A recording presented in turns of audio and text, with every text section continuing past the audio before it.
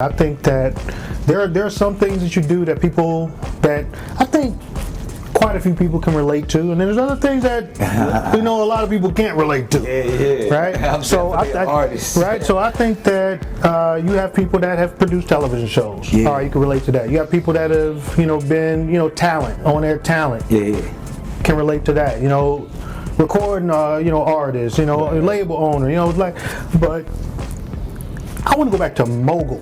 Right. I really like. I'm not just saying like mogul just to say mogul, because that's a lot of people. Everybody uses that term. Everybody loosely uses that term, but I want to talk about mogul from a standpoint of top executive. Yeah.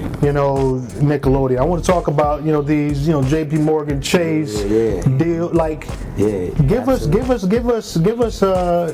some perspective. Again, I mean, that hustler's mentality, man, and my pops implemented in the people that I grew up around.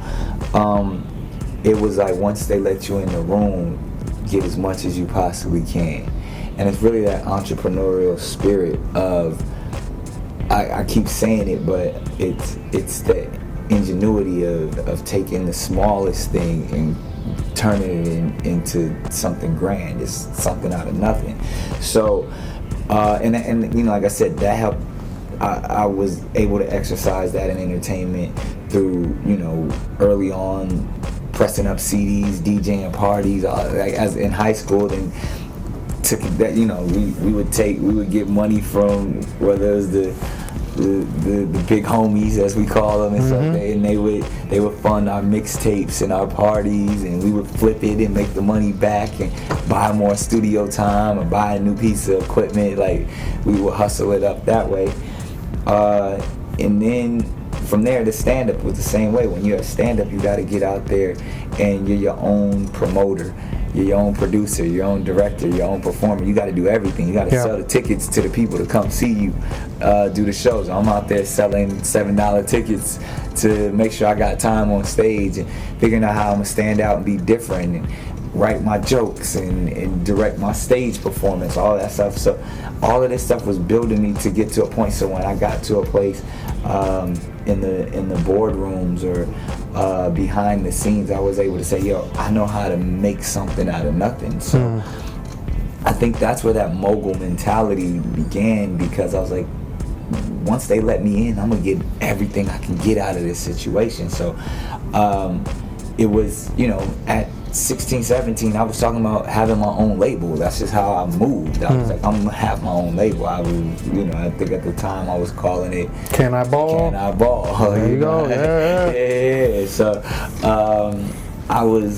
I was signing artists, even though I had nothing to sign them with. I was like, yo, you gonna be my artist, and because I could play music and make beats, I was selling beats, and this is as a teenager, and when everybody else was going on auditions as comedians and actors, I was writing scripts. So I was writing my first script. I sold my first script to Will Smith when I was 17 years old, and it was just based off of these guys was writing scripts. Why can't I write a script? And from that mentality, I was like, yo, I want to be the producer of the show. I don't just want to be the guy in front of the camera. So then when I was able to actually put some points on the board as a writer, as a producer, then it allowed me to even see beyond the spectrum. So I was like, one day I want to run this company. One day I want to be a real executive.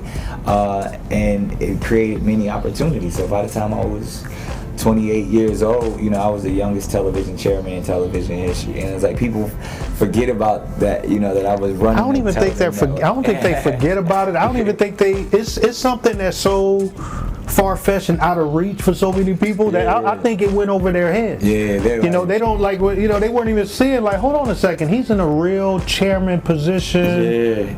With it, making decisions, Halo Awards, all that stuff, man. I think, like I said, I think it was so off people's radar. I think a lot of things are, because it just seems it's like unfathomable sometimes. They can't fathom the idea of this young kid actually being put in this position, especially because, like you said, they saw me as a kid on television, so they didn't think I could actually be an executive too. But nah, man, it was, and again, I gotta give credit to people that I looked up to, that I saw do it at a young age as well. People like Puff, people like, you know, Will Smith, Russell. Like, these are guys who came before me that laid the groundwork to say, yeah, we're doing it for the culture and we're giving other people opportunities. So now I'm put in a position where I can do the same thing. And I was even, you know, when I was 24, I created Wild 'N Out. And I did that to create opportunities for my friends. You know, I wanted to see them shine. And at the time, people hadn't really heard of people like Cat Williams or D. Ray Davis or Kevin Hart or Affion Crockett. They didn't know who any of these guys were. They was just my friends. And they was in the hustle. You know, they was trying to make it happen, you know, on the stand-up circuit. But I was in a position where I could produce, I could write, I could create, and they were listening to me. So instead of just creating something solely for myself, I created a platform that I could allow everyone to shine. And it wasn't just the comedians, it was the rappers too. I was just giving everybody an opportunity to get it off.